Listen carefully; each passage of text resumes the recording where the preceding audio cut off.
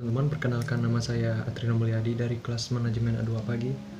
Pada kesempatan kali ini saya akan menjawab pertanyaan-pertanyaan yang diberikan oleh Bapak Adi Mursalin, STMM pada mata kuliah manajemen operasi 2. Untuk pertanyaan pertama, apa judul video di atas?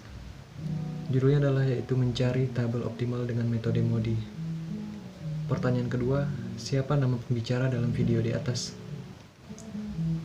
Pembicara dalam video tersebut adalah Pramitya Lisnawati Ayunda. Untuk pertanyaan ketiga, apa isi yang dijelaskan oleh pembicara tersebut? Jelaskan secara terinci. Pembicara tersebut menjelaskan metode transportasi MODI atau Modified Distribution Method adalah salah satu metode transportasi untuk mencari solusi akhir atau terminal solution.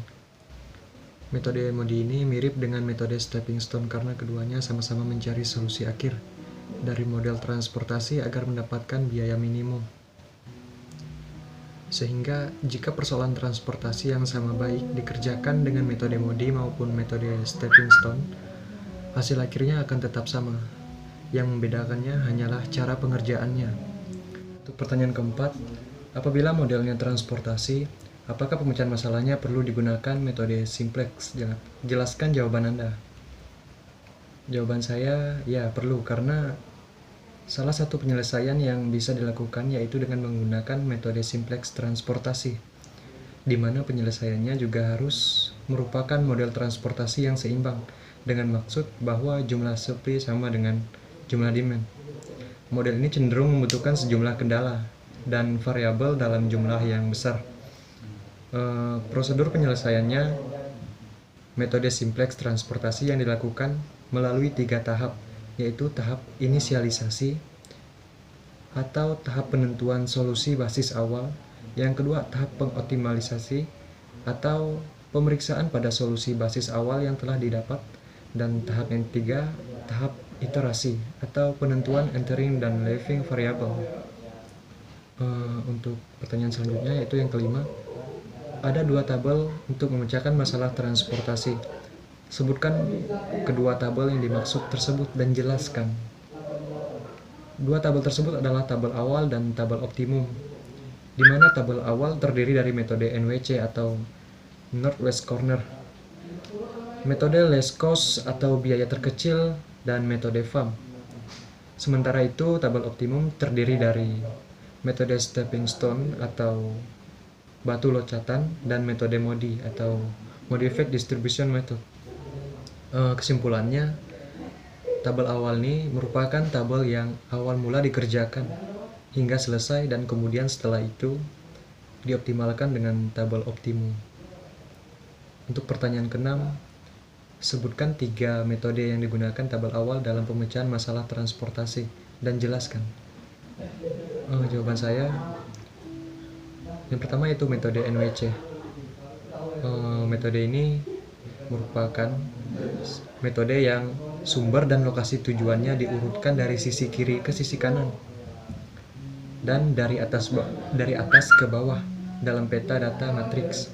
Untuk kedua, metode transportasi least cost atau biaya terendah adalah salah satu metode transportasi untuk mencari solusi awal dengan cara mengalokasikan output pada biaya transportasi yang paling minimum terlebih dahulu. Nah, yang ketiga, metode transportasi FAM. Dalam metode FAM, distribusi yang dilakukan biasanya sudah mendekati biaya minimum. Untuk pertanyaan yang ketujuh yaitu sebutkan 2 metode yang digunakan tabel optimal dalam mencari hasil optimal dalam memecahkan masalah transportasi dan jelaskan. Jawaban saya, metode transportasi stepping stone adalah yang pertama. Itu adalah merupakan metode dalam transportasi untuk mencari solusi akhir atau terminal solution, di mana sebelum metode ini dapat digunakan harus dicari terlebih dahulu solusi awalnya, yaitu tadi itu solusi NWC dengan metode NWC, least cost, dan FAM. Nah, untuk yang kedua, metode MODI. Metode MODI ini mirip dengan metode stepping stone karena keduanya sama-sama mencari solusi akhir dari model transportasi agar mendapat biaya yang minimum. Yang membedakan hanyalah cara pengerjaannya tadi. Untuk pertanyaan ke-8, yaitu coba Anda jelaskan Langkah-langkah mengoperasikan metode transportasi NWC, Less Cost, FAM, Stepping Stone, dan MODI. Yang pertama, metode NWC. Yang pertama yaitu pengisian sel atau kotak dimulai dari ujung kiri atas. Yang kedua, alokasi jumlah maksimum sesuai syarat sehingga memenuhi permintaan. Dan yang ketiga, bergerak ke kotak sebelah kanan bila masih terdapat suplai yang cukup dan bergerak terus hingga suplai tersebut habis. Yang kedua, metode less cost. Untuk tahap pertama yaitu pilih sel yang biayanya terkecil. Kedua, sesuaikan dengan permintaan dan kapasitas. Yang ketiga, pilih sel yang biayanya satu tingkat lebih besar dari sel pertama yang dipilih. Dan yang terakhir, sesuaikan kembali dan cari total biayanya. Untuk ketiga, metode FAM. Langkah pertama itu hitung perbedaan antara dua biaya terkecil dari setiap baris dan kolom. Kedua, pilih baris atau kolom dengan nilai selisih terbesar, lalu beri tanda kurung. Yang ketiga, dari baris atau kolom yang dipilih pada tabel kedua tadi, tentukan jumlah barang yang bisa tersangkut dengan memperhatikan pembatasan yang berlaku bagi baris atau kolomnya. Yang keempat, hapus baris atau kolom yang sudah memenuhi persyaratan sebelumnya. Yang kelima, ulangilah langkah 1-4 tadi hingga semua alokasi terpenuhi. Yang keempat, metode stepping stone. Langkah pertama yaitu misalnya tabel awal menggunakan yang NWC. Langkah kedua tuh pilih segi 4 tak terpakai yang ingin dievaluasi. Yang ketiga, cari jalur terdekat atau gerakan hanya secara horizontal atau vertikal. Dari segi 4 tak terpakai semula. Hanya ada satu jalur terdekat untuk setiap sel yang tak terpakai dalam suatu pemecahan masalah tertentu. Untuk langkah yang keempat, tanda tambah dan tanda kurang bergantian pada tiap sudut sel, bergantian munculnya. Dimulai dengan tanda tambah pada sel kosong. Dan untuk langkah yang kelima, jumlahkan unit biaya dalam segi 4 dengan tanda tambah sebagai tanda penambahan biaya. Penurunan biaya diperoleh dari penjumlahan unit biaya dalam tiap sel negatif. Untuk langkah yang keenam, ulangi langkah dari 1 sampai dengan 4 untuk sel kosong lainnya dan bandingkan hasil sel kosong tersebut pada nilai evaluasi yang paling negatif. Langkah ketujuh, lakukan perubahan jalur pada sel yang terpilih dengan cara mengalokasikan sejumlah unit terkecil dari sel bertanda kurang dan tambahkan terhadap sel bertanda tambah.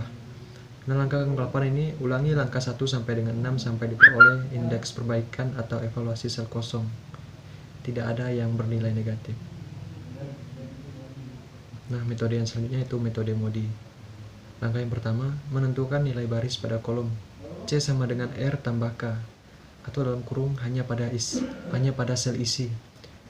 Untuk langkah yang kedua, pada awal pengerjaan atau baris pertama selalu diberi nilai 0. Baris W selalu sama dengan 0.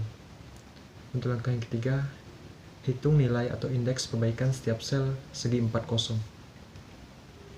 Langkah yang keempat, memilih titik tolak perubahan. Dan langkah yang terakhir, buat jalur tertutup. Nah, untuk pertanyaan yang ke-9 ini adalah, apakah kepanjangan dari MODI? Jawaban saya, kepanjangan dari MODI adalah Modified Distribution Method. Untuk pertanyaan yang ke-10, bagaimanakah cara mencari tabel optimal dengan menggunakan metode MODI? Jawaban saya, yang pertama, memberikan angka untuk masing-masing sumber dan tujuan transportasi. Yang kedua, melakukan pengujian terhadap sel yang belum terisi atau sel yang kosong. Yang ketiga, jika hasil dari uji sel kosong ada yang memberikan angka negatif, maka solusi MODI yang dikerjakan dianggap belum optimal. Nah, untuk yang keempat ini, pada sel kosong yang memberikan angka negatif terbesar tersebut akan dilakukan pendekatan metode stepping stone. Yang kelima ini, membuat tabel transportasi baru yang sudah disesuaikan dengan mengulangi langkah 2 dan ketiga hingga tidak ditemukan angka negatif pada pengujian sel kosong. Dan yang keenam, jika sudah tidak ada angka negatif, maka tabel transportasi dianggap sudah optimal dan sudah memberikan biaya yang minimum. Serta yang terakhir ini, menghitung biaya transportasi yang dihasilkan dengan cara menjumlahkan hasil kali dari jumlah unit dan biaya pada masing-masing sel. Pertanyaan ke-11, bagaimana pendapat Anda tentang dosen dalam menerangkan topik ini dalam video tersebut? dan apa yang dapat Anda peroleh dalam menonton video tersebut? Jawaban saya pribadi sih, menurut pendapat saya, dosen yang ada pada video tersebut sudah sangat baik dari segi penjelasannya, dari segi penyampaiannya. Itu sangat mudah dimengerti dan dipahami. Sementara itu dari gestur tubuhnya dan gaya bahasanya sangat sopan dan menunjukkan wibawanya seorang dosen. Mungkin sekian jawaban-jawaban saya dari pertanyaan-pertanyaan materi kuliah manajemen operasi 2 ini. Selamat malam.